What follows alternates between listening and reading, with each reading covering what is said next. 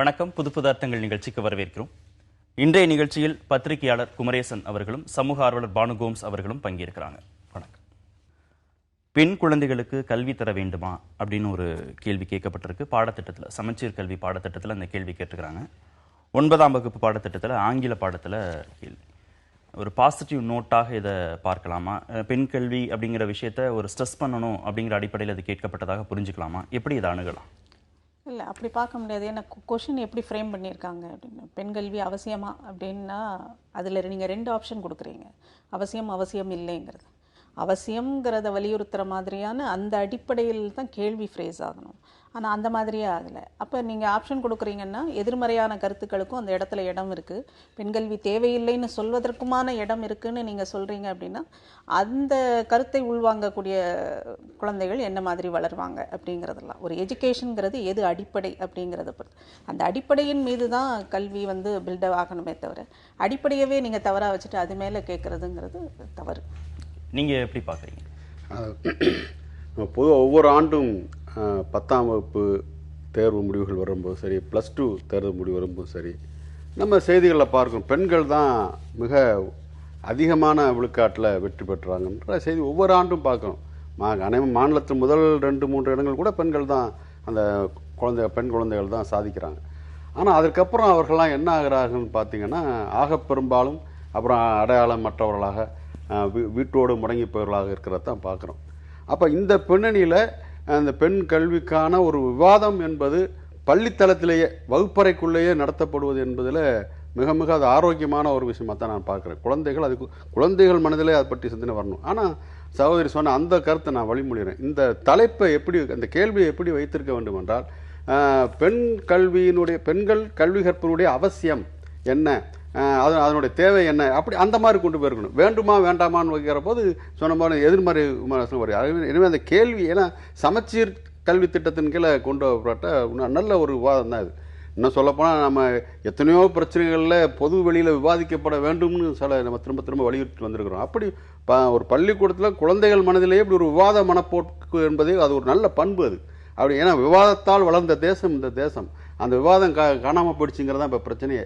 ஏன்னா குழந்தைகள் மனசில் அந்த விவாத உணர்வு என்பது வளர்க்கப்படுவது பண்பு, நல்ல பண்பு. ஆனால் இந்த கேள்வி அதற்கேற்ப மாடிஃபை பண்ணி கொடுத்தோம்னா இன்னும் நல்லா இருந்திருக்கு. ஒரு பள்ளியில் பெண் குழந்தைகள் இதை டிஃபெண்ட் பண்ணணும், ஏன் பெண் குழந்தைகளுக்கு கல்வி வேணும்னு டிஃபெண்ட் பண்ணணும், ஆண் குழந்தைகள் ஏன் வேண்டாம் அப்படின்னு சொல்லணும் அப்படிங்கிற மாதிரியான ஒரு பயிற்சி பற்றி நடத்தியிருக்கிறாங்க. இன்னொரு பள்ளியில் இதை எதிர்த்து இருக்கிறாங்க. இந்த தலைப்பே வேண்டாம் அப்படின்னு மாணவர்கள் தரப்பிலேயே எதிர்ப்பு தெரிவிக்கப்பட்டிருக்கு, சேஞ்ச் பண்ணியிருக்கிறாங்க. இன்னொரு பள்ளியில் ஹெசிடேட் பண்ணியிருக்காங்க, இதை பேசுவதற்கே தயக்கம் காட்டியிருக்கிறாங்க. இப்படி வெவ்வேறு தளங்களில் வெவ்வேறு பள்ளிகளில் மாணவர்கள் வெவ்வேறு விதமாக ரியாக்ட் பண்ணியிருக்கிறாங்க. இதை எப்படி பார்க்குறாங்க? மாணவர்கள் சரியாக ரியாக்ட் பண்ணியிருக்காங்க, இந்த மாதிரி ஒரு இதை அப்ஜெக்ட் பண்ணியிருக்காங்க. ஆனால் ஒரு பள்ளியில் வேணும்னு கேர்ள்ஸ் சொல்லுங்கள், பாய்ஸ் வேண்டான்னு சொல்லுங்கங்கிற மாதிரி டிபேட். அப்போ அந்த இடத்துல ஆசிரியர் தான் கேள்விக்குறியாகிறார். ஆசிரியர்களுக்கு ஒரு பாடத்திட்டம் தவறான ஒரு அடிப்படையின் மீது ஒரு கேள்வியை கொண்டு வரும்போது ஆசிரியர்களுக்கு அதை எப்படி அணுகிறதுன்னு கூட தெரியலை அப்படின்னா, அப்போ நாம் என்ன மாதிரியான ஆசிரியர்களை உருவாக்குகிறோம், இல்லை பள்ளிகளின் என்ன மாதிரியான ஆசிரியர்கள் இருக்கிறாங்க அப்படிங்கிறது குறித்த ஒரு பிக்சர் நமக்கு கிடைக்கிது. அப்போ இங்கே உள்ள கல்வியை இவர் சொன்னார், ஸ்டேட் ஃபஸ்ட்டெல்லாம் நிறைய முதல் இடங்களில் வருவது பெண் குழந்தைகள் நிறைய வராங்க, அப்புறம் காணாமல் போகிறாங்க. இங்கே உள்ள கல்வி திட்டமே எனக்கு பெரிய அப்ஜெக்ஷனபிளாக தான் இருக்குது. வெறுமனே மக்கடித்து மனப்பாடம் செய்து அதை ப்ரெசென்ட் பண்ணி அதில் ரேங்க் வாங்குறதுங்கிறது ஆணாக இருந்தாலும் பெண்ணாக இருந்தாலும் அதற்கப்புறம் காணாமல் போகிறதுங்கிறது நடக்கத்தான் செய்யும். இந்த இடத்தில் புரிந்து படிப்பதும் அறிந்து படிப்பதும் அதை ப்ராக்டிக்கலாக அப்ளை பண்ணி படிக்கிறதும் டிபேட் மூலமாக படிப்பதும் ஆசிரியருக்கும் மாணவருக்குமான இடையில் கேள்விகளுக்கான இடமும் பதில் சொல்வதற்கான இடமுமாக ஒரு கிளாஸ் ரூம் ஃபங்க்ஷன் ஆனால் தான் அது அடுத்து காணாமல் போவதுங்கிறது நடக்காது. வெறுமனே நீங்கள் மக்கடிச்சு ஒரு இதை எழுதி நீங்கள் மார்க் வாங்குறீங்கிறது அடுத்து காணாமல் போவதற்கான இடத்தை தான் கொடுக்குங்க. ஒவ்வொரு பள்ளியிலையும் மாணவர்கள் வேறு விதமான ரியாக்ஷன்ஸ்லாம் கொடுத்துருக்குறாங்க. சில இடங்களில் விவாதிப்பதற்கே அவர்கள் தயாராக இல்லை, சில இடங்களில் வேறு விதமான கருத்துக்களை சொல்லி எதிரெதிர் கருத்துக்களை நீங்கள் சொல்லி பேசணும்னு அறிவுறுத்தப்பட்டிருக்கிறாங்க. இப்படி மாணவர்களே ஒவ்வொரு தளங்கள்லையும் வித்தியாசமாக அணுகிறாங்கும் போது இதற்கான இந்த தலைப்பை இன்னும் புரிஞ்சுக்க வேண்டிய ஒரு தேவை இருக்குன்னு பார்க்கலாம். இந்த தலைப்பு மட்டும் இல்லை, எந்த ஒரு தலைப்பை கொடுத்துருந்தாலும் இந்த வேறுபாடுகள் நம்ம பார்த்துருக்கலாம். விவாதம்ங்கிறதே நீங்கள் ஒரு கருத்து சொல்ல அதுக்கு மாற்று கருத்து எனக்கு இருந்தால் நான் சொல்கிறதுக்கான ஒரு வழி தானே, அதில் தவறு இல்லை. அதன் மூலமாக எப்படிப்பட்ட சிந்தனை இறுதியாக கொண்டு வரப்படுகிறதுங்கிறது முக்கியம். அதை நோக்கி நகர்த்துவது போல இந்த தலைப்புகள் அமைக்கப்பட்டிருக்க வேண்டும். இதில் என்ன பிரச்சனைனா, இது ஏன் இந்த பிரச்சனை வருகிறது, இது போன்ற விவாதங்கள் அடிக்கடி இந்த குழந்தைகள் மனசில் ஏற்படுத்தப்படவில்லை. சில பள்ளிகளில் பேச்சு போட்டி அதெல்லாம் நடத்துகிறாங்க, குறிப்பிட்ட தலைப்பு கொடுத்து அதில் நல்லா பேசக்கூடிய பரிசுங்கிறதோடு அது நின்று போகிறது. ஆனால் எல்லா குழந்தைகளும் விவாதிக்க வைக்கின்ற அந்த நடைமுறை எத்தனை பள்ளியில் நடைமுறை, ஏன்னா விவாதிக்காதுன்னு சொல்கிற பள்ளிகள் நிறையா இருக்குல்ல. இன்னும் இதுக்கெல்லாம் இது விவாதிச்சு என்ன கேள்வி கேட்டுக்கிட்டு, கேள்வி கேட்பதானுங்க உண்மையான கேள்வி கேட்க விடாத நிர்வாகங்கள் தான் நிறையா இருக்குது. ஆக இது அடிப்படையில் சொன்னாங்க ஆசிரியர்கள், அதாவது நிச்சயமாக ஆசிரியர்கள் மூலமாக தான் இந்த செய்திகள் போக வேண்டியிருக்கிறது. ஆனால் இது ஆசிரியர்களின் பிரச்சனை மட்டும்தானா? ஆசிரியர்களுக்கான பயிற்சி ஒன்று இருக்குல்ல, அந்த பயிற்சியில் வெறும் பாடத்திட்டங்களை எவ்வாறு நடத்துவதுங்கிற பயிற்சியை தாண்டி வேறு என்ன சொல்லப்படுகிறது? சமூக அக்கறை பற்றி அதில் அவங்க ஆசிரியர் மனதில் என்ன போற்றப்படுகிறதுங்களாம் இருக்குது. அதை தாண்டி நிர்வாகங்கள் அது தனியார் பள்ளியாக இருக்கட்டும், அரசு பள்ளியாக இருக்கட்டும், அவர்கள் எப்படிப்பட்ட கொள்கைகளை வைத்திருக்கிறார்கள், இது போன்ற அதற்கேற்ப ஒட்டுமொத்த மாநிலம் அல்லது அரசினுடைய இந்திய அளவிலேயே அப்படிப்பட்ட ஒரு கல்வி கொள்கை இருக்கிறதாங்கிறதா. இப்போதான் தேசிய கல்விக் கொள்கை பற்றி இப்போதான் ஒரு முன்வரைவே உருவாகி இருக்கிறது. அதில் இந்த மாதிரி விவாதங்களுக்கு இடம் இருக்காங்கிறத இனிமேல் படித்து தான் தெரிஞ்சுக்கணும். நம்ம கல்வி சார்ந்து, ஆசிரியர் சார்ந்து, பாடத்திட்டம் சார்ந்த பிரச்சனை அப்படின்னு மட்டும் புரிஞ்சுக்கலாமா? இல்லை டிவி ரிமோட்டை வந்து யார் கையில் அதிகமாக இருக்குது வீடுகளில் அப்படின்னு பார்த்தா ஆண் குழந்தைகள் கையில் தான் அதிகமாக இருக்குது. கத்திரிக்காய் வாங்கணுமா முருங்கைக்காய் வாங்கணுமாங்கிற மாதிரியான சின்ன சின்ன முடிவுகளை பெண் குழந்தைகள் எடுக்கிறாங்க. ஒரு ஃபினான்ஷியல் டிசிஷன் அப்படின்னு வருகிற போது அது ஆண் குழந்தைகள் எடுக்கிறாங்க அப்படின்னு இன்னொரு ஆய்வில் சொல்லுது. அப்போ இது பள்ளிகளில் மட்டும் இதற்கான விவாதங்கள் தேவையா, இல்லை குடும்பத்தில், சமூகத்தில் எல்லா தளங்களிலும் இதற்கான விவாதங்கள் தேவையா? விவாதங்கள் மட்டுமே வந்து மாற்றத்தை கொண்டு வராது. ரெண்டாவது, வாழ்வியல் எப்படி இருக்குது. இப்போ தான் பெண்களுக்கு வந்து பொருளாதார சுதந்திரம்ங்கிறது கிடைக்க ஆரம்பிச்சிருக்கு. அப்போ நாம் ஒரு டிரான்சிஷன் பீரியடில் இருக்கும், ஒரு மாற்றத்துக்கான ஒரு பீரியடில் இருக்கும். அப்போ அந்த மாற்றம் நடக்கும்போது கத்திரிக்காய் வாங்குறதா இல்லை முருங்கைக்காய் வாங்குறதாங்கிறது பெண்ணோட இதாக இருந்ததுன்னா, பெண் வந்து ஏர்னிங் மெம்பராக இருந்ததில்லை. அப்போ அவங்களுடைய இது வந்து வெறுமனே அடுக்கலையிலும் அங்கே சமையலும் அது சார்ந்த விஷயங்களும் இருக்கும்போது அவங்க அந்த விஷயத்தில் மாத்திரம் கவனம் செலுத்துறாங்க. ஏர்னிங் மெம்பராக இருக்கக்கூடிய ஆண் வந்து மற்ற விஷயங்களை டிசைட் பண்ற மாதிரி இருந்தது. இப்போ அந்த ஏர்னிங் மெம்பரா மாறினதுக்கு அப்புறம் அந்த நிலைமை மாறியதற்கு அப்புறம் உடனே வந்து சேஞ்சஸ் வந்துடாது, கொஞ்சம் நாள் எடுக்கும். அதில் கொஞ்சம் அந்த யார் அதிகாரத்தை விட்டு கொடுப்பதுங்கிறதுல பிரச்சனை இருக்கும், கொஞ்சம் டகஃபார் இருக்கும். அதை தாண்டி வரும்போது அந்த பொருளாதார சுதந்திரம்ங்கிறது வீட்டுக்குள்ளே ஈக்குவாலிட்டியை கொண்டு வரும். அதற்கு கொஞ்சம் டைம் எடுக்கணும். நாம் இப்போ தானே 91 இது பண்ணணும், ஐடி இது அதுக்கப்புறம் தான் வந்தது. ஐடி வந்தப்புறம் தான் பெண்கள் பெரிய அளவில் வேலைவாய்ப்புக்கான இடம் கிடைச்சது. அப்போ அதற்கான ஸ்பேஸ் கொடுத்து நீங்கள் பார்க்கும்போது இன்னும் ஒரு 20 வருடங்களில் இந்த இது வந்து மாறுங்கிறது தான் என்னுடைய. ஐடி வந்த பிறகு நிலைமை மாறி இருக்கு. பெண்கள் வந்து ஏர்னிங் பர்சனாக மாறினதுக்கப்புறம் இந்த நிலைமை கொஞ்சம் கொஞ்சமாக மாறுது. 20 வருடங்களில் முற்றிலுமாக இந்த நிலைமை மாறும் அப்படின்னு சொல்கிறாங்க. இப்போ அதுக்கான கட்டமைப்பை உருவாக்கணும்னா பள்ளிகளில் மட்டும் போதுமானதா, சமூகம், பெற்றோர், குடும்பம் அப்படிங்கிற எல்லா தளங்கள்லையும் இதற்கான விவாதம், புரிதல் தேவையாக இருக்கிறதா? அதாவது எனக்கு ஒரு பழைய நகைச்சுவை துணுக்கு நினைவுக்கு வருகிறது. ஏன்னா உங்கள் வீட்டில் முக்கியமான முடிவுலாம் எடுக்கிறது யாருன்னு ஒருத்தர் கேட்பார். இந்த ஐநா சபையில் இந்த முடிவுகள் எடுக்க முடியும், அந்த மாதிரியான முக்கிய பிரச்சனைகள், தேசிய பிரச்சனைகள், இதெல்லாம் நான் தான் எடுப்பேன், அதெல்லாம் யாரும் தலையிட முடியாது. ஆனால் அந்த காய்கறி வாங்குறது, அப்புறம் அந்த மாதிரி வரிசை அடுக்குவார், குழந்தைகளை எந்த ஸ்கூலில் சேர்க்கறது, என்ன ட்ரெஸ் எடுக்கிறது, இதெல்லாம் அவங்க முடிவு பண்ணுவாங்க அப்படின்று ஒரு நகைச்சுவை துணுக்காக. இதில் நகைச்சுவை, இது வேதனை விஷயம். அதாவது இவர் வந்து உலக அரசியல் பற்றி தான் பேசிக்கிட்டு இருப்பார், வீட்டு நிர்வாகத்தை மனைவியிடம் விட்டுருப்பாரு, வீட்டு வேலைகளை மனைவியிடம் விட்டுருப்பாரு தான் அப்படி நாசுக்காக ஒரு நகைச்சுவையாக வந்திருந்தது. நிலைமை என்னென்னா, இந்த புள்ளிவரம் நீங்கள் சொன்ன அந்த ஆய்வில் பல்வேறு விஷயங்கள் சொல்கிறாங்க. 45.87% தாய்மார்கள் வீட்டு பட்ஜெட்டை அவங்க தான் உருவாக்குறாங்க. ஆனால் அதற்கான நிதின்னு வருகிற போது அதில் முடிவெடுக்கிறது வந்து ஆண்களாக தான் இருக்குது. 33% பெண்களுக்கு தான் அந்த அதிகாரம் தரப்பட்டிருக்கிறது. அது மாதிரி 12% ஆண்கள் மட்டும்தான் வீட்டு வேலைகளில் உதவி செய்கிறாங்கன்னு ஒரு புள்ளி வரம் சொல்லுது. ஆக இப்படி வரிசை நிறைய அந்த புள்ளி வரம். இன்னும் சொல்லப்போனால் வெளியே சுற்றுப்பயணம் சொல்வதற்குள்ள சுற்றுலா, அதில் கூட பெண்கள் தீர்மானிப்பது 18.23% பெண்கள் தான் எந்த ஊருக்கு போகலாம், எந்த இடத்த பார்க்கலாம்னு முடிவு செய்கிறாங்கலாம் அதில் இருக்கிறது. ஆனால் வெளி தோற்றம் என்ன, எல்லாம் பெண்கள் தான் கட்டுப்படுத்துகிறாங்க, ஆண்கள் அவங்க தான் அதிகாரம் பண்ணுறாங்கன்ற மாதிரி ஒரு தோற்றத்தை ஏற்படுத்தி வச்சிருக்கிறார்கள். அந்த அடிப்படையில் நீங்கள் கேட்டது, நாம் வந்து இந்த பெண் கல்வி, இந்த விவாதங்கள் இவற்றில் பெண்களுக்கான உரிய இடத்தை தர மறுத்ததனுடைய விளைவு என்னவென்றால், ஒட்டுமொத்த சமுதாயம் 50% மூளையை இழந்திருக்கிறதுன்னு தான் என்னுடைய கணக்கு. ஏன்னா அத்தனை பேர் சேர்ந்து விவாதித்து பங்களிக்கிற போது அந்த ஒட்டுமொத்த சமுதாயம் பயன்படும். ஆனால் ஒரு பெரும்பகுதி பெண்களுடைய அந்த மூளை திறன், அவருடைய சிந்தனை திறன், அவருடைய ஆக்கப்பூர்வமான ஆலோசனை அத்தனையும் தடுக்கப்பட்டு விட்டதால் சமுதாயம் அதெல்லாம் இதுவரைக்கும் இழந்து வந்திருக்கிறது. இனிமேலாவது இழக்க போகிறோமா?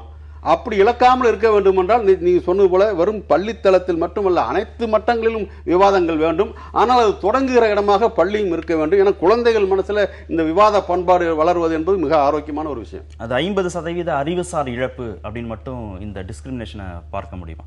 ஹாஸ்டலுக்கு பெண் குழந்தைகள் 6:30 மணிக்கே வந்துடணும், ஆனால் ஆண் குழந்தைகள் 9 மணி வரைக்கும் வரலாம். ஹாஸ்டலில் தங்கியிருக்கக்கூடிய பெண் குழந்தைகளை வந்து பார்ப்பதற்கு யாராவது ஒருத்தர் கண்டிப்பாக இருக்கணும். உள்ள பெண் யாராவது ஒருத்தர் கூட போனால் தான் பார்க்க முடியும். ஆனால் ஆண் குழந்தைகளை யார் வேண்டுமானாலும் போய் பார்க்கலாம் அப்படின்னு ஒவ்வொரு மாநிலங்களிலும் இருக்கிற செய்திகள்லாம் இங்கே தொகுத்து கொடுத்துருக்காங்க. திரு குமரேசன் சொல்கிற மாதிரி இது ஒரு அறிவுசார் இழப்பு அப்படின்னு பார்க்க வேண்டியதாக இருக்கிறா.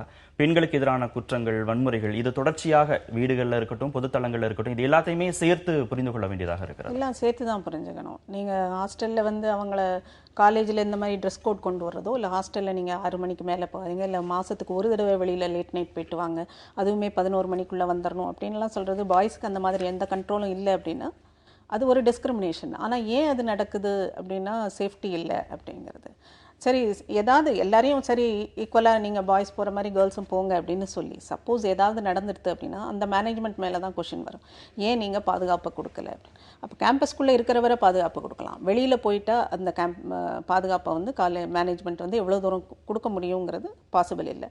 அப்போது அந்த பாதுகாப்பின்மையை ஒன்று நாம் செல்ஃப் டிஃபென்ஸ் கற்றுக்கிட்டு அந்த இதை டேக்கிள் பண்ணுற மாதிரி, இப்போ ஒரு பாதுகாப்புக்கு அச்சுறுத்தல் வரும்போது டேக்கிள் பண்ணுற மாதிரியான ஒரு நிலை பெண்களுக்கு இருக்கணும்.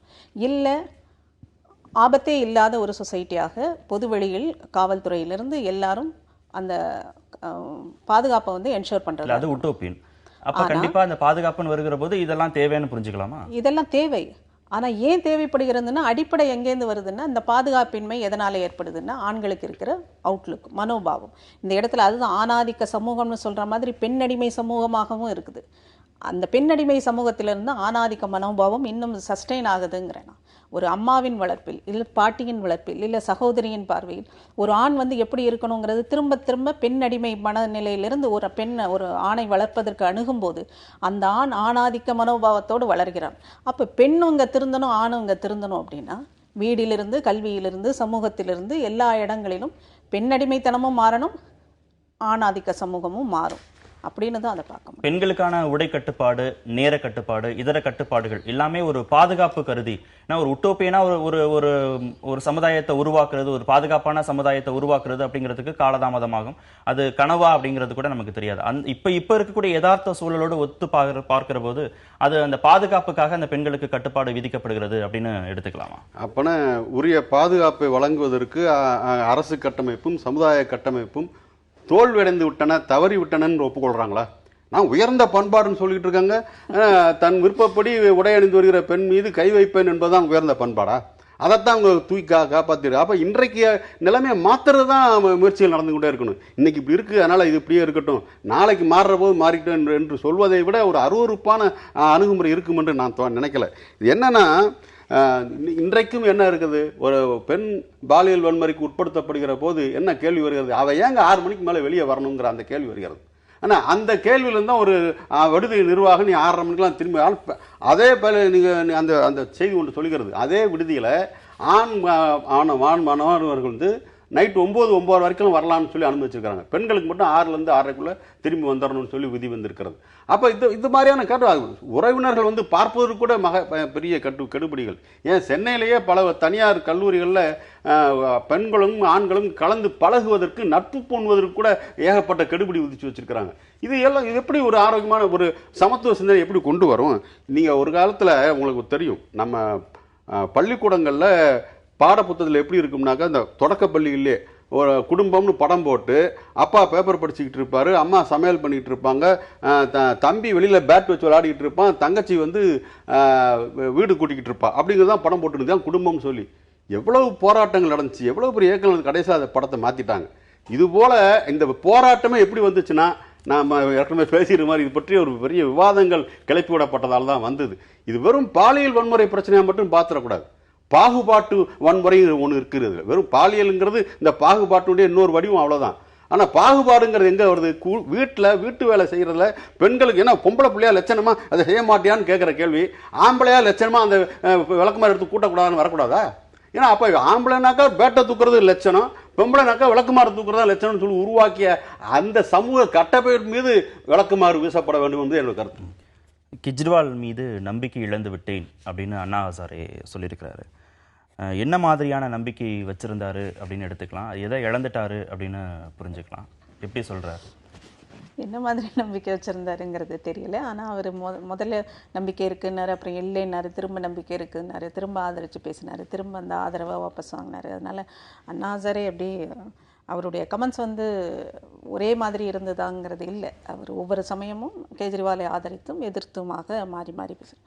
ஆனால் ஓவராலாக கெஜ்ரிவாலுடைய பர்ஃபார்மன்ஸ் அப்படின்னு பார்த்தா அது வந்து நம்பிக்கைக்குரியதாக இல்லை. நம்பிக்கை ஆரம்பத்தில் அவர் வரும்போதே, இயக்கத்திலிருந்து மூமெண்ட்டிலிருந்து அவர் கட்சி ஆரம்பித்து வரும்போதே நீங்களும் இழந்துட்டீங்க அந்த நம்பிக்கையை?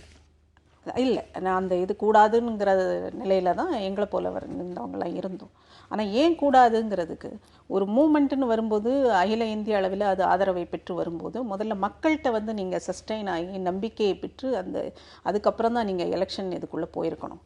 ஆனால் வந்த உடனேயே ஒரு தேர்தல் மோடுக்குள்ளே போகிறதும், அதற்கு நீங்கள் சரி அந்த அளவுக்கு கட்சியை நீங்கள் கட்டமைச்சிட்டிங்களான்னா நீங்கள் எடுக்கிற அந்த வேட்பாளர்கள் தேர்வு இருக்குல்ல, அதுவே உங்கள் கட்சிக்குள்ளேயே ஒரு மிகப்பெரிய இதை வந்து கெஜ்ரிவால் கட்சிக்குள்ளேயே கொண்டு வந்தது. யோகேந்திர யாதவ் ஆகட்டும், பிரசாந்த் பூஷன் ஆகட்டும் வெளியில் போனதற்கு காரணமே சரியான தேர்வு முறை இல்லை. நீங்கள் குற்றப்பின்னணி உடையவர்கள் எல்லாம் மிகப்பெரிய குற்றப்பின்னணி உடையவர்கள், பிற கட்சியை சேர்ந்தவர்கள், அதிலிருந்து விலகி வந்தவர்கள் எல்லாரையும் நீங்கள் எடுக்கிறீங்க. வெறும் தேர்தல் வெற்றியை மாத்திரம் மனசில் கொண்டு நீங்கள் எடுக்கிறீங்க. நம்மளுடைய கட்சி இதுக்காக ஆரம்பிக்கப்பட்டதல்லன்னு சொல்லும்போது அதை அவர்களை கட்சியை விட்டு நீக்கியது, அந்த என்ன மாதிரியாக சர்வாதிகார போக்குடன் அந்த செயலை வந்து அவர் செஞ்சார். இது எல்லாமே ஒரு மனிதரை நாம் எடை போடுவதற்கான இது. ஒவ்வொரு கிரைசிஸ் வரும்போதும் அவருடைய செயல்பாடு எப்படி இருக்குன்னு பார்த்து தான் ஒரு தலைவரை வந்து எடை போடும்.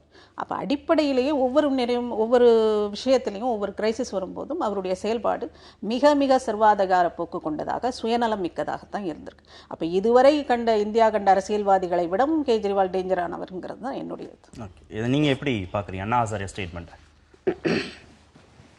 அது அண்ணா ஹசாரை பொறுத்த வரைக்கும் அவர் சொன்னது போல் அந்த கட்சி தொடங்கப்பட்டதே அவர் ஏற்கொள்ள. ஏன்னா அவர் நேரடி அரசியல் ஈடுபாடு என்பதை ஏற்காத ஒரு இயக்கமாக தான் அந்த இயக்கம் இருந்தது. அதிலேருந்து உடைச்சிக்கிட்டு தான் இவர் கட்சியை தொடங்கினார். அப்போ என்ன எதிர்பார்ப்புகள் இருந்திருக்கும்? மக்களுக்கு இருக்கிற சாதாரண எதிர்பார்ப்புகள் தான். ஊழலற்ற ஒரு நேர்மையான அவர்களை கொண்ட ஒரு ஆட்சி, படிப்படியாக அனைத்திலுமே அந்த விஷயங்கள் நிறைவேறும் என்கிற. அப்போ அவங்க கொடுத்த தேர்தல் வாக்குறுதிகள் வேறு நிறைய இருக்குன்னு வச்சுங்க. இல்லை, படிப்படியாக எல்லாம் நிறைவேற்றப்படும், படிப்படியாக செய்யப்படும் அப்படிங்கும்போது சொல்ற ஸ்டேட்மெண்ட்டும் கொஞ்சம் கொஞ்சமாக நான் நம்பிக்கை இழந்து வரேன், கொஞ்சம் கொஞ்சமாக நம்பிக்கை குறைந்து வருகிறது தானே சொல்லணும். இட் இஸ் ஓவர்னு 5 வருடத்துல ஒரு நிர்வாகம் என்பதனுடைய உண்மைத்தன்மை இருக்குல்ல, அது சரியாக புரிந்து கொள்ளாமல் ஏதோ நம்ம போய் உட்கார்ந்தோன்னா அத்தனை ஒரு மந்திரம் போட்ட மாதிரி அத்தனையும் மாற்றிடலான்னு நினச்ச அதில் ஏற்படுகிற ஏமாற்றம்லாம் இருக்குது. அவளை எளிதில் இந்த ஏற்கனவே கட்டமைக்க இருக்க விஷயங்கள்லாம் அவளை எளிதில் மாற்றிவிட முடியாதுங்கிற அனுபவம் உள்ளே போய் உட்கார்ந்ததுக்கப்புறம் தான் கிடைக்கிது. ஆனால் அதில் நான் இன்னொன்று பார்க்குறேன். ஆம் ஆத்மி கட்சி தொடங்கப்பட்ட போதே உங்களுடைய ஐடியாலஜி என்ன என்ற கேள்வி வந்த போது அவருடைய விளக்கம் என்னவாக இருந்தேன் நான் அவங்களுடைய வெப்சைட்லேயே நான் பார்த்துருக்கிறேன். ஐடியாலஜி தேவையில்லை, ஒரு கட்சி ஒரு இயக்கம் அது தனக்கென்று ஒரு சித்தாந்தம் தேவையில்லை, தனக்கென்று ஒரு கொள்கை நிலைப்பாடு தேவையில்லைன்னு முடிவெடுத்தால் எப்படி சரியாக இருக்கும்? என்ன சொல்கிறாங்கன்னா, மக்கள் பிரச்சனையில் நாங்கள் இடதுசாரியாகவும் பொருளாதார பிரச்சனையில் நாங்கள் வலதுசாரியாக இருப்போம். இதெல்லாம் ஒரு ஸ்டேட்மெண்ட்டா? அப்போ என்ன, இப்போ சந்தர்ப்பத்துக்கு ஏற்ப முடிவு எடுப்போங்கிறது அதுக்குள்ளேயே வந்துடுது இல்லை. அதனால தான் எப்படிப்பட்ட நபர்களை தேர்ந்தெடுப்பேன். அவங்க சொன்னது போல தவறான அவர்கள் ஏதோ உள்ளூரில் செல்வாக்கு இருக்குதுங்கிறதுக்காக சில பேர் அதனால தான் உள்ளே வர முடிகிறது. அப்படி வந்ததுனால தான் அவர்கள் செய்கிற தவறுகள் ஒட்டுமொத்தத்தில் இப்போ கட்சியின் மீதும் அந்த ஆட்சி நிர்வாகத்தின் மீதுமான அவப்பேராக மாறிட்டு இருக்கு. பல பேரை கட்சியிலிருந்து நீக்குகிற அளவுக்குலாம் நிலைமை போய்கிட்டு இருக்கு. ஆக அடிப்படையில் அந்த சித்தாந்தம் தேவையில்லை என்று முடிவெடுத்த அந்த பணியில் இருக்குது. ஆனால் அதே நேரத்தில் அண்ணா ஹசாரே போன்றவர்களை பார்த்து நான் கேட்குற ஒரு கேள்வி, ஊழல் எதிர்ப்பு நல்ல நிர்வாகம் அப்படிங்கிற ஐடியாலஜில தான் அவங்க வந்து உள்ள வராங்க. ஊழல் எதிர்ப்பு குட் கவர்னன்ஸ் அப்படின்னா அடிப்படையில் அதுதான். ஆனால் அது மட்டுமே இல்லை, மக்களுக்கான பல்வேறு நடவடிக்கைகளை பற்றி அவங்க சொன்ன நம்பிக்கை அளிக்கக்கூடிய விதத்திலே அவங்க ப்ராமிசஸ்லாம் இருந்ததுங்கிறது உண்மை. செயல்பாடுகள் தான் நம்பிக்கை அளிக்கிற அளவில் எல்லாம் போயிடுச்சு. இப்போ அண்ணா ஹசாரே பொறுத்த வரைக்கும் நான் ஒரு கேள்வி வைக்க விரும்புகிறேன். இப்போ கெஜ்ரிவால் குறித்த எதிர்பார்ப்பு அவருடைய ஏமாற்றத்தை வெளிப்படுத்தியிருக்கிறாரு, அவருக்கு அந்த முழு உரிமை இருக்குது. இதே போல் அகில இந்திய அளவில் நாட்டை ஆண்டுகிட்டு இருக்கிற பிஜேபி அரசு, மோடி அரசு, அதை பற்றி என்ன விமர்சனம் அவர்கிட்ட வந்திருக்கு இது வரைக்கும்? ஆழமா அழுத்தமா என்னென்ன எத்தனையோ சர்ச்சைகள் மக்களுடைய பிளவு ஏற்படுத்துகிற போல கிளப்பி விடப்பட்டுக்கிட்டே இருக்கு. அதுலலாம் அவருடைய நிலைப்பாடு என்ன, அதையும் அவர் சொல்லணும்ல. பெரிய கட்சிகளே வேட்பாளர் தேர்வு அப்படின்லாம் வருகிற போது நிறைய தவறுகள் நடக்கிறது. ஆம் ஆத்மியை பொறுத்த வரைக்கும் எல்லாருமே முதல் முறையா வேட்பாளர்களா வந்தவங்க. ஒரு 10 லட்சம் பேர் உறுப்பினர்கள் இருக்கக்கூடிய இடங்கள்ல தேர்வுகள்ல சில சமயங்கள்ல பிரச்சனைகள் வரலாம். ஆனா எந்த விதத்திலையுமே எந்த இடத்துலையுமே அவங்க டிஃபெண்ட் பண்ணவே இல்லை தவறு செய்தவர்கள்ட்ட. அதே மாதிரி நடவடிக்கை எடுக்காமையும் இல்லை. அப்ப இந்த குற்றச்சாட்டு அப்படிங்கறத எப்படி நம்ம புரிஞ்சுக்கலாம்? இல்லை, எப்படி நீங்கள் சொல்கிறீங்கன்னு தெரியல. அந்த கட்சிக்கு எந்த மாதிரி கம்பல்ஷனும் கிடையாது. ஒரு மற்ற கட்சிகள் வந்து வேட்பாளர் தேர்வுக்கு இருக்கிற கம்பல்ஷன் ஆம் ஆத்மிக்கு இல்லை. அவர்களுடைய ப்ளஸ் என்னவாக இருந்ததுன்னா, முதல்ல ஒரு மூமெண்ட்டாக இருந்து அகில இந்திய அளவில் கவனம் பெற்று ஆதரவை பெற்று மக்கள் ஆதரவை பெற்று அவங்க கட்சியாக பரிணமித்து தேர்தலை சந்திக்கிறாங்க. மக்கள் ஆதரவு இருக்குது. அந்த சமயத்தில் ஆம் ஆத்மி சரியான ஒரு நபரை, பொருளாதார பின்னணி இல்லாமல் ஒரு நேர்மையான ஒரு மனிதரை நிறுத்தி இருந்தால் அந்த மனிதர் ஜெயிச்சிருப்பாருங்கிறது தான் ஃபேக்ட். ஆனால் அந்த பாதைக்கு போக அவங்க விரும்பலை. பழைய கட்சிகள் மற்ற கட்சிகள் என்ன மாதிரி பாதையில் போனவோ அதே மாதிரி பொருளாதார பின்னணி, குற்ற பின்னணி, எல்லா பின்னணிகளும் உள்ள ஜெயிக்கக்கூடிய ஒரு குதிரை மேலே தான் அவங்க வந்து பெட் கட்டதுக்கு விரும்பினாங்க. ஏன்னா தேர்தல் வெற்றி மட்டுமே குறியாக இருந்தது. தேர்தல் வெற்றி மட்டும்தான் குறினா நீங்கள் கட்சி ஆரம்பிச்சோ இல்லை இயக்கமோ நாங்கள் நேர்மையானவர்கள்னு ஹோலியர் தேன் தோ ஆட்டிடியூட் எடுக்கிறதுக்கோ எந்த விதமான அடிப்படை தகுதியும் நீங்கள் இழந்துட்டீங்கிறது தான் அந்த இடத்துல. எந்த விதத்தில் பிற கட்சிகளிலிருந்து நீங்கள் வேறுபட்டு நிற்கிறீங்கிறது உங்களுடைய வேட்பாளர் தேர்வில் இருந்திருக்கணும், உங்களுடைய நிர்வாகத்தில் இருந்திருக்கணும், இல்லை உங்களுடைய தவறுகளை செய்கிற உங்கள் எம்எல்ஏக்கள் மீதான உங்களுடைய கட்சி ரீதியான நடவடிக்கையில் இருந்திருக்கும். இதையெல்லாம் தாண்டி எம்எல்ஏக்களுக்கு பூரா மந்திரி அந்தஸ்தில் ஒரு பதவிகளை கொடுக்கறதும், எல்லா எம்எல்ஏக்களுக்கும் பதவி, சம்பளம் என்ன சம்பளம், ஒரு யூனியன் பிரதேச அடிப்படையான கேள்வி அது. மிக அடிப்படையான கேள்வி. இன்று வரை இந்தியாவில் இருக்கிற அத்தனை மாநிலங்களையும் தாண்டி டெல்லி யூனியன் பிரதேசத்தோட எம்எல்ஏக்களின் சம்பளம் மிக அதிகம். எத்தனை மடங்கு உயர்த்தப்பட்டது? எந்த அடிப்படையில் உயர்த்தப்பட்டது? உங்களுடைய பணி அதற்கு நிகராக இருக்கிறதா? அப்போ அதற்கு நிதி இருக்குதா? அப்போ நீங்கள் இன்னொன்று என்ன சஸ்டெயின் பண்ணுறீங்க? உங்களுடைய எம்எல்ஏக்கள் இதை விட்டு போயிடக்கூடாது, உங்களுடைய கட்சியிலேயே இருக்கணும். திரும்ப அடுத்த தேர்தலை சந்திக்கும் போது இன்னொரு மாநிலத்தில் போய் நீங்கள் தேர்தலை சந்தித்தாலும் இந்த இது வந்து உங்களுக்கு உங்களுக்கு கட்சி ரீதியாகவும் தேர்தல் வெற்றி ரீதியாகவும் உங்களை அந்த மாதிரி வெற்றி பின்னணி உடைய வேட்பாளர்கள் வந்து உங்கள் கட்சியை விட்டு போகாமல் சஸ்டெயின் ஆகிறதுக்கு உதவும். ஏன்னா எம்எல்ஏ ஆனால் நமக்கு இவ்வளோ சம்பளம் இந்த கட்சியில் இருந்தால் கொடுப்பாங்க அப்படிங்கிற ஒரு இதை நீங்கள் ப்ராமிஸ் பண்ணுறீங்க. ஆக மக்களுக்கு எதையும் செய்யலை. ஒரு முழு நேர அரசியல்வாதியாக, சுயநலமிக்க அரசியல்வாதியாக நீங்கள் வந்து செயல்படுகிறீங்கிறது பல இடங்களில் வெளிப்படுது. இல்லை, எல்லா கட்சிகள் மாதிரி தான் ஆம் ஆத்மியுடைய தேர்வும் செயல்பாடும் இருந்தது அப்படின்னு சொல்றாங்க. ஆமா, அதாவது இல்ல மாறுபட்ட முறையில் நாங்கள் இருக்கிறோன்றத ஸ்டாம்ப் பண்ற மாதிரியான நிகழ்வுகள் எதுவும் அண்மையில வரல. ஆனால் அது மாறாக மற்ற கட்சியில் என்ன நடக்குதோ, எப்படி தவறான அவர்கள் அங்கேயும் வந்து அதிகாரத்துக்கு வந்துடுறாங்க. அப்புறம் அம்பலமானதுக்கு அப்புறம் மற்ற கட்சிகளை நடவடிக்கையே எடுக்காத ஒரு சூழல்ல எந்த விதமான நடவடிக்கைக்கும் அந்த வகையில் ஒரு மாற்றம் இருக்கு. ஆனா இப்ப அதுதான் இதையாவது செய்யறாங்க. அதான் நான் சொல்ல வரேன். இப்ப ஆனா ஒரு பக்கத்தில் அது இந்த மாதிரியான விஷயங்கள் வரும்போது உடனடியாக தலையிடுகிறார்கள், உடனடியாக நடவடிக்கை நியாயப்படுத்திக்கிட்டு இருக்கல. அப்படி எதுவும் நடக்கல அப்படின்னு அவங்க காப்பாற்றுறதுக்கான முயற்சி நடக்கலைங்கிறது நிச்சயமாக நல்ல ஒரு விஷயம், மாறுபட்ட அணுகுமுறை தான். ஆனா என்ன விஷயம்னா, அந்த விஷயங்கள் வெளியே வராம ஏற்கனவே அவர் சொல்லிக்கிட்டு இருக்கிறார்ல கெஜ்ரிவால், எங்க அரசை ரிடிக்யூல் பண்றதுக்கு சென்டர்ல இருந்து எல்லா வேலையும் செஞ்சுக்கிட்டே இருக்கிறாங்கன்னு. அதை ஒரேடியா இல்லைன்னு மறுத்துட முடியாது. ஆனா அதை மட்டுமே காரணம் சொல்லி நலிவிடக்கூடாது, அதை நான் ஒத்துக்கொள்றேன். ஆனா மத்திய அரசு தன்னுடைய அதிகாரங்களை பயன்படுத்தி அந்த டெல்லி அரசுக்கு என்னென்ன கெடுபிடி தர முடியுமோ அவங்க சுதந்திரமா செயல்பட விடாம, பல்வேறு நடவடிக்கைகளை மேற்கொள்ள விடாமல், ஒவ்வொன்றுக்கும் அந்த ஆளுநர் எப்படிலாம் முட்டுக்கட்டை போட்டுட்டு இருக்காரு நமக்கு தெரியுமே. அந்த பார்ட்டிஸ் நிறைய இருக்கு. ஏன்னா அந்த விஷயம் இருக்கிறது. அதையும் சேர்ந்து பார்க்க வேண்டியிருக்கிறது. காவல்துறை எங்கிட்ட கொடுங்கன்னு கேட்டுக்கிட்டு இருக்கிறாங்க.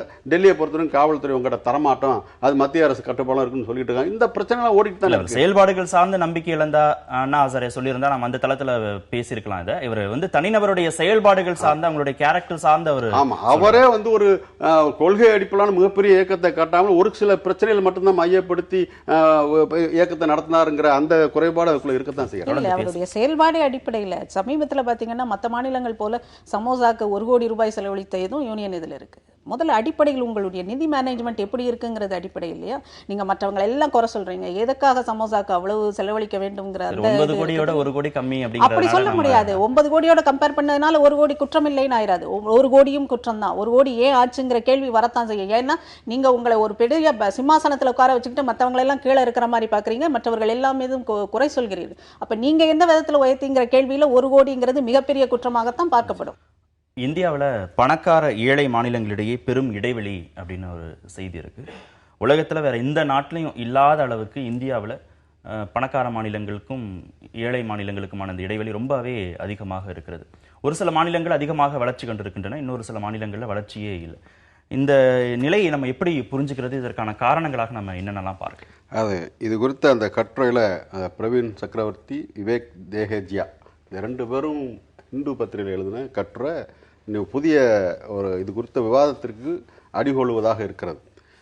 என்னன்னா, இது அவங்க அடிப்படையில் நம்ம தமிழக முதல்வர் முன்வைத்து இருக்கிற ஒரு கருத்து, இந்த ஜிஎஸ்டி தமிழகத்துக்கு கூடாது, இதில் மாநிலத்துக்கு மாநிலம் அவருடைய தேவைக்கு ஏற்ப அது முடிவு செய்வதற்கான அதிகாரம் தான் நீடிக்கணுமே தவிர ஒரே மாதிரியாக இங்கே கொண்டு வந்து ஒவ்வொரு மாநிலமும் ஒவ்வொரு விதமான நிலைமையில் இருக்குன்ற ஒரு கருத்தை அவங்க சொல்லியிருந்தாங்க.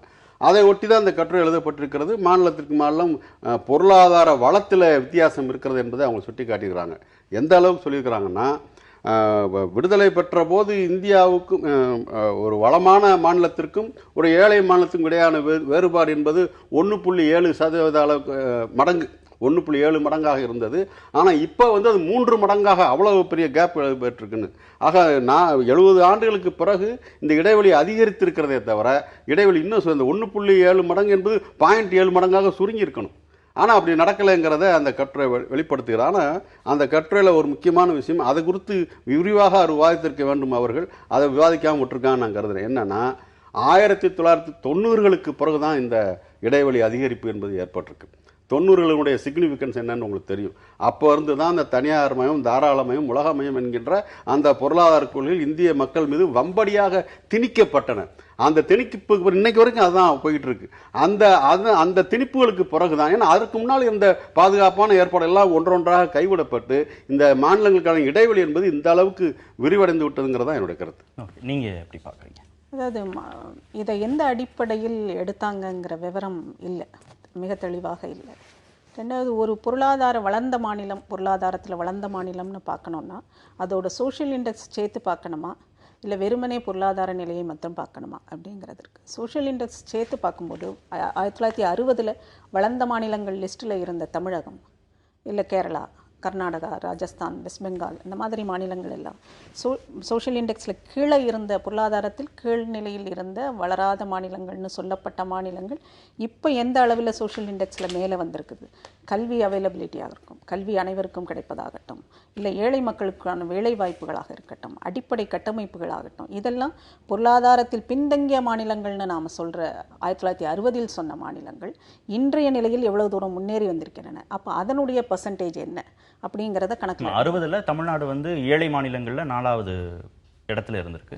2014 வளர்ந்த மாநிலங்களில் 2வது இடத்துல இருக்கு. நல்ல வளர்ச்சி தானே இது? ஒரு பகுதியில் சாத்தியமாகுது, இன்னொரு பகுதியில் ஏன் சாத்தியமாகல? பின்தங்கிய மாநிலம்னு சொன்ன பீகாரில் இன்னைக்கு கல்வி நிலை எப்படி இருக்குது, அவர்களுடைய தேர்ச்சி நிலை எப்படி இருக்கிறது, அவர்களுடைய இன்ஃப்ராஸ்ட்ரக்சர் டெவலப்மெண்ட் எப்படி, அடிப்படை கட்டமைப்புகள் எந்த மாதிரி வளர்ந்துருக்கு, இதெல்லாம் அடிப்படையில் பார்த்தீங்கன்னா அந்த மாநிலங்கள் வளர்ந்து கொண்டிருப்பதை நாம் பார்க்கலாம். தமிழகம் அதே இடத்துல தேங்கி நிற்கிறதையும் பார்க்கலாம். அப்போ தமிழகத்தில் தேக்க நிலை ஏன் வருது அப்படிங்கிறது. அப்போ பொருளாதார நிலைங்கிறது, பொருளாதாரம் என்றைக்குமே டக்குன்னு உடனே ஒரு வளர்ந்த மாநிலம் மணி வந்து எப்போவுமே மல்டிப்ளை ஆகுது. ஆனால் யாரிடம் அந்த மணி போய் சேர்கிறது, யாரிடம் பணம் குவிந்திருக்கிறது? இந்தியாவில், ஒட்டுமொத்த இந்தியாவில் பார்த்தீங்கன்னா எத்தனை பணக்காரர்கள்னு பார்த்தீங்கன்னா 130 கோடியை நெருங்கிட்டு இருக்க இந்தியாவில் மிகப்பெரிய பணக்காரர்கள்லாம் இந்தியாவில் இருக்காங்க. அதே 90% மேல அதிகமா தானே இருக்கு தமிழகத்துல. நீங்க எப்படி தேக்கம்னு சொல்றீங்க? அங்கே மாணவர்கள் வந்து பொது தேர்வுகள்லயே காப்பி அடிக்கிறாங்க. அந்த செய்திகள் எல்லா செய்தித்தாள்கள்லயுமே வந்திருக்கு. அப்ப அந்த கல்வியோடைய முக்கியத்துவத்தை அவங்க புரிஞ்சுக்கிறாங்களா? நீங்க சோசியல் இண்டெக்ஸோட சேர்த்து பார்க்கும்போது இந்த மாதிரியான விஷயங்களை நீங்க சேர்த்து தானே யோசிக்க வேண்டியதா இருக்கும். சோஷியல் இண்டெக்ஸ்ன்னு நான் சொன்னது கல்வி அவைலபிலிட்டி, எல்லாருக்குமாக கல்வியை கொண்டு போய் சேர்ப்பது. அது வந்து சரியான முறையில் சேர்கிறதா, அந்த எக்ஸாம்ஸ் நல்ல நடக்குதா, அது அல்ல. கல்வி அனைவருக்கும் போய் சேர்கிறதா, ரோடு ஃபெசிலிட்டி இருக்குதா, பஸ் ஃபெசிலிட்டி எவ்வளோ தூரம் அரசு பஸ்ஸுகள் போகுது, இல்லை பிடிஎஸ் சிஸ்டமில் என்ன மாதிரி இது கொண்டு போய் மக்களுக்கு சேர்க்குறாங்க. இந்த மாதிரி இதில் சின்ன சின்ன வளராத மாநிலங்கள் என்று அறியப்பட்டவையில் இன்றைய நிலைமை என்ன, அதிலெல்லாம் என்ன இம்ப்ரூவ்மெண்ட் நடந்திருக்கு. இந்த சோஷியல் இண்டெக்ஸையும் சேர்த்து பார்க்கும்போது பொருளாதார ரீதியில் வளர்ந்த மாநிலங்கள்ங்கிறத நம்ம வெறுமனே பணத்தை வச்சு பார்க்க போகிறோமா, இல்லை இந்த சோஷியல் இண்டெக்ஸையும் சேர்த்து வச்சு பார்க்க போகிறோமா? அப்போ வளர்ச்சி விகிதம் எந்த மாநிலங்களில் அதிகம் இருக்குது, எந்த மாநிலங்கள் வளர்ந்த மாநிலங்கள்னு சொல்லவே எந்த அளவுக்கு ஒரே இடத்துல நின்றுட்டு இருக்கு, அதுக்கு அடுத்த நிலைக்கு போகல, இதையெல்லாமும் சேர்த்து பார்க்கணும். அந்த மாதிரியான விவரங்கள் இதுல இல்ல. 90க்கு பிறகுன்னு சொன்னாரு. அந்த தாக்கம், அதனாலதான் இந்த தாக்கம் இருக்கு அப்படிங்கறத நீங்க எப்படி பாக்குறீங்க? அப்படி நான் சொல்ல மாட்டேன். புதிய பொருளாதார கொள்கைங்கிறது ஒரு நெகட்டிவ் இது இருந்ததுன்னா பாசிட்டிவ் இதுவும் இருக்குது. அனைவருக்கும் ஒரு வேலை வாய்ப்பை ஏற்படுத்தி கொடுத்ததுங்கிறது உண்மை. இந்தியாவின் பாப்புலேஷனை பார்க்கும்போது அதற்கு வேலை வாய்ப்புகளை உருவாக்கி கொடுத்ததுங்கிறதுல புதிய பொருளாதார கொள்கைக்கு ஒரு இது உண்டு. ஆனால் அதனுடைய நெகட்டிவ் சைடு என்ன அப்படின்னா, அதனால் வேலை வாய்ப்புகள் கிடைத்த அதே நேரம் பணம் யாரிடம் போய் குவிந்ததுன்னா மிகச்சிலர் பணம் படைத்தவர்கள் மட்டுமே மேலும் மேலும் பணக்காரர்கள் ஆகி கொண்டிருக்கிற ஒரு இது. அதே சமயம் ஏழையாக இருந்தவர்கள் மிடில் கிளாஸ் ஆகி இருக்கிற அந்த பர்சன்டேஜ் கூடி இருக்குது. அப்போ இதை வந்து பேலன்ஸ் பண்ணி எப்படி கொண்டு போக போறோங்கிறது தான். அதற்கு நம்மளுடைய பாலிசிஸ் வந்து ஹெல்ப் பண்ணலை அப்படின்னு தான் நான் பார்க்குறேன். பொருளாதாரத்தை மட்டும் வச்சு அடிப்படையாக வச்சு வளர்ந்த மாநிலங்கள், ஏழை மாநிலங்கள், பணக்கார மாநிலங்கள் நம்ம வந்து பிரிக்க முடியாது. எல்லா விஷயங்களையும் சேர்த்து யோசிக்கணும்னு சொல்றாங்க. அப்படி யோசிக்கும் போது தமிழகம் வந்து ஒரு ஸ்டாக்னன்ட் பொசிஷன்ல தான் இருக்கு.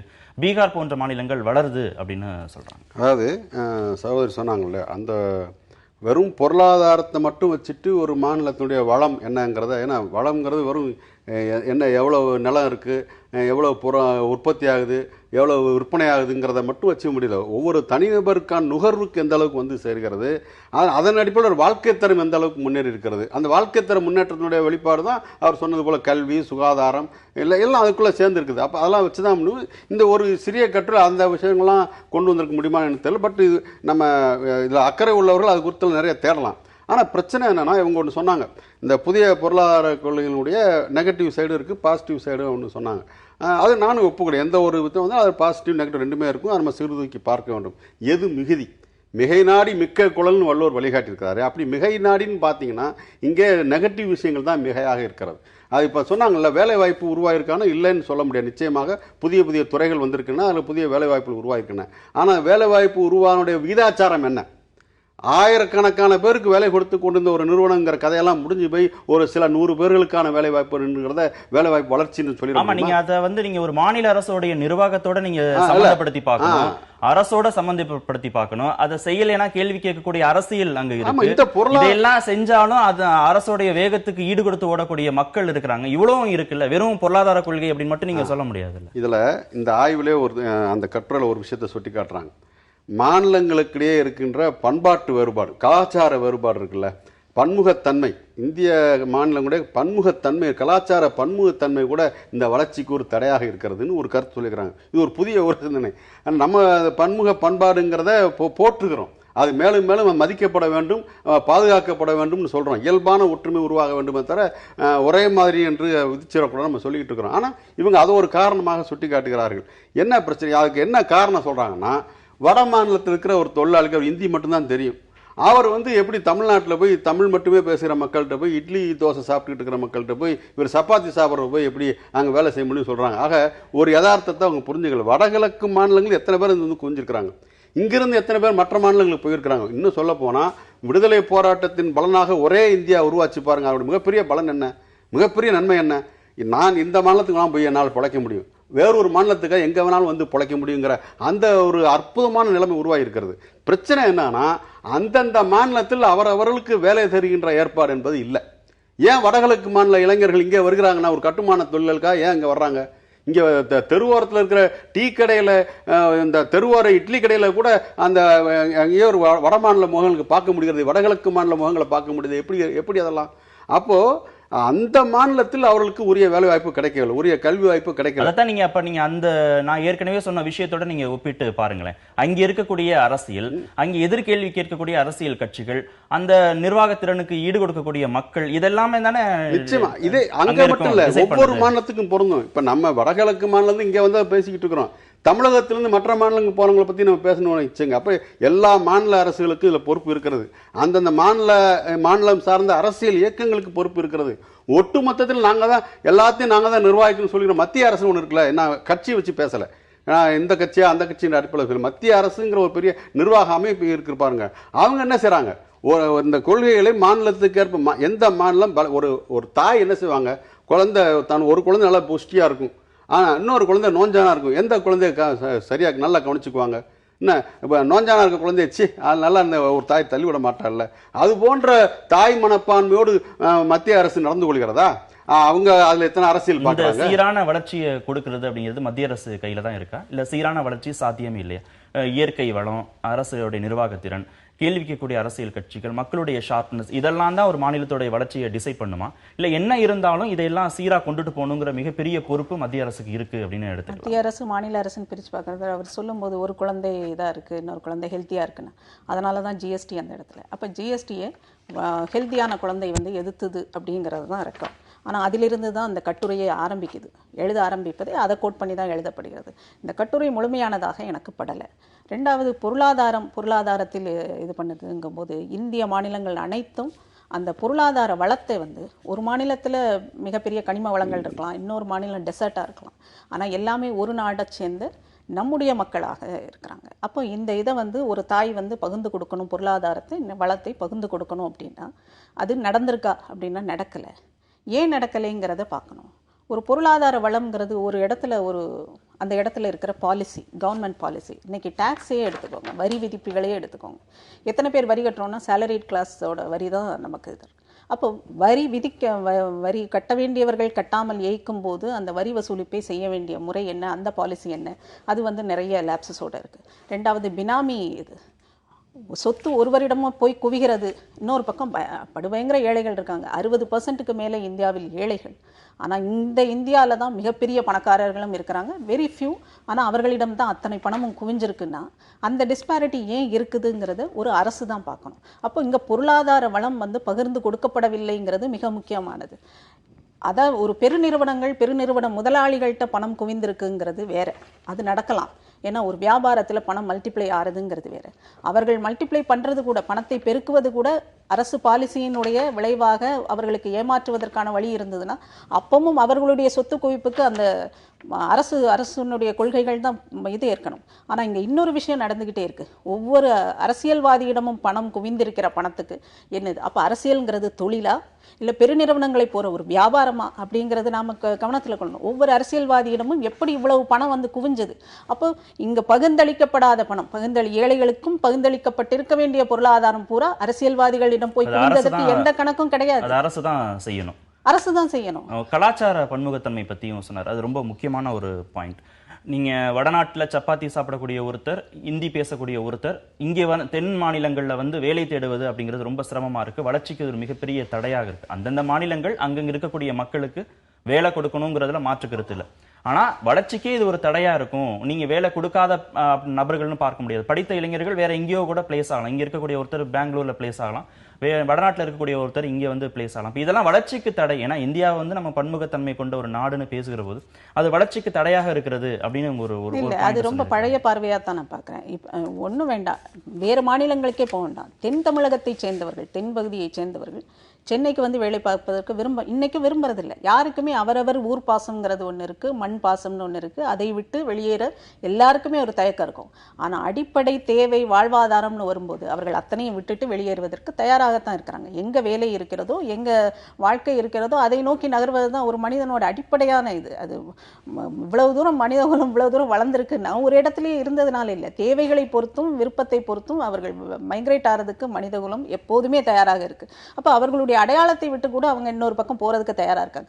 அது வந்து வளர்ச்சியை பாதிக்கிற அளவுக்கு மக்கள் நாங்க வறுமையில செத்தாலும் நாங்க எங்க இடத்துல தான் இருப்போம்னு எந்த மக்களும் சொல்வதில்லை. அதனால கலாச்சார ரீதியாக ஒரு தடை ஏற்படுகிறதுங்கிறது எந்த இடத்துல நான் பார்க்குறேன்னா இந்த மைக்ரேஷன்ல பார்க்கல. இப்போ ஒரு சமூகம் வந்து வியாபாரத்துல தான் அவங்க வந்து கம்ஃபர்டபுளாக இருக்காங்க, அவங்களுக்கு ஒரு இடத்துல போய் வேலை செய்து பழக்கம் இல்லை அப்படிங்கும்போது அந்த அவுட்லுக் இல்லாத அந்த மாநிலங்கள் வந்து வியாபாரத்தில் மட்டுமே பெரிய இதாக இருக்கும். ஒரு கல்வி சார்ந்தோ இல்லை அது சார்ந்து வெளியில் போய் வேலை பார்ப்பதோ அந்த இதில் இருக்காது. இதுதான் கலாச்சார அடிப்படைன்னு நான் பார்க்குறேன். ஓகே, மத்திய அரசுடைய பொறுப்பு அப்படிங்கிறத பார்க்கணுமா, இல்லை ஒரு மாநில அரசு நல்லா நிர்வாகம் பண்ணுறதுனால அந்த மாநிலங்கள் புவியியல் சார்ந்து வளம் சார்ந்து அவங்க வளர்றாங்க அப்படின்னு இதை எடுத்துக்கலாமா? இதில் மத்திய அரசு மாநில அரசு ரெண்டுக்கும் சம பங்கு இருக்கிறது. இதில் மாநில அரசு சொல்லிட்டு மத்திய அரசு நிறுவி விட முடியாது, மத்திய அரசு தான் எல்லாத்துக்கும் காரணம் சொல்லி மாநில அரசும் ஒதுங்கி விட முடியாது. ஆக அந்த கூட்டு செயல்பாட்டுக்கான ஏற்பாடே ஒழிச்சிட்டாங்கிறது தான் என்னுடைய பிரச்சனை. என்னன்னா திட்டக்குழு என்று ஒன்று இருந்தது. அந்த திட்டக்குழுவில் உட்கார்ந்து விவாதிப்பதற்கும் தேவைகளை பற்றி வலியுறுத்துவதற்கும் பிறகு அந்த அடிப்படையில் மத்திய அரசும் தன்னால் எவ்வளவு முடியுன்ற சொல்றதுக்கும் கடைசியில் ஒரு ஏற்பாட்டிற்கு வருவோம், நிதி ஒதுக்கீடு உள்ளிட்ட ஏற்பாடு வருவதற்கும் வசதியாக இருந்தது. ஆனால் திடுதுப்பென்று ஒரே ஒரு இரவில் ஒரு ஒரு ஒரு மேடையில் வந்து பிரதமர் அறிவிச்சாரு, மறுநாளே திட்டக்குழுவை கலைச்சிட்டாங்க. இப்போ அது போல ஒரு அதிகார மையமாக மாற்றி விட்டார்கள். அப்போ அதில் அதிகார மையமானதுக்கப்புறம் அதில் 1008 அரசியல் பூந்து விளையாடுங்கிறது நமக்கு நல்லா தெரிஞ்ச விஷயம் தான். அடிப்படையில் அளிக்கப்பட்டது. இல்லை, ஒரு கருத்தை சொல்கிறேன். இதில் தொழிலாளர்கள் பற்றி நம்ம திரும்ப திரும்ப பேசுறதுனால அந்த கட்டுரையில் ஒரு முக்கியமான விஷயத்த சொல்கிறாங்க. தொழிலாளர்களுடைய பலம் எப்படிப்பட்டதுங்கிறது சேர்த்து தான் அந்த பொருளாதார நிலைமையை நம்ம பிரித்து பார்க்க முடியும். இந்த பணக்கார மாநிலம் ஏழை மாநிலங்கிறத நம்ம எப்படி பார்க்கணும்னு நான் நினைக்கிறேன்னா, பழைய நிலைமையிலேருந்து இப்போ மாறிட்டோமாங்கிறது இல்லை, இன்றைய நிலைமையில் எப்படி ஒவ்வொரு மாநிலமும் எந்த மாதிரி இருக்குன்னு பார்க்கணும். அந்த தொழிலாளர்களுக்கான பாதுகாப்புலாம் போயிடுச்சு. அத்தனை கான்ட்ராக்ட் சிஸ்டமாக மாறிடுச்சு. நிரந்தர தொழிலாளர் என்பதே இல்லை. அத்தனை பேருக்கும் வெறும் ஒப்பந்த ஊதியம் என்று மாற்றப்பட்டு விட்டது. இதெல்லாம் புதிய விவாதங்களுக்கான கருத்துக்கள் அந்த இதுல இருக்கு. ரொம்ப விரிவா விவாதிக்க வேண்டிய ஒரு தளம். நிகழ்ச்சியில் பங்கேற்ற இருவருக்கும் மிக்க நன்றி. நேயர்களை மற்றொரு நிகழ்ச்சியில் சந்திக்கலாம். நன்றி, வணக்கம்.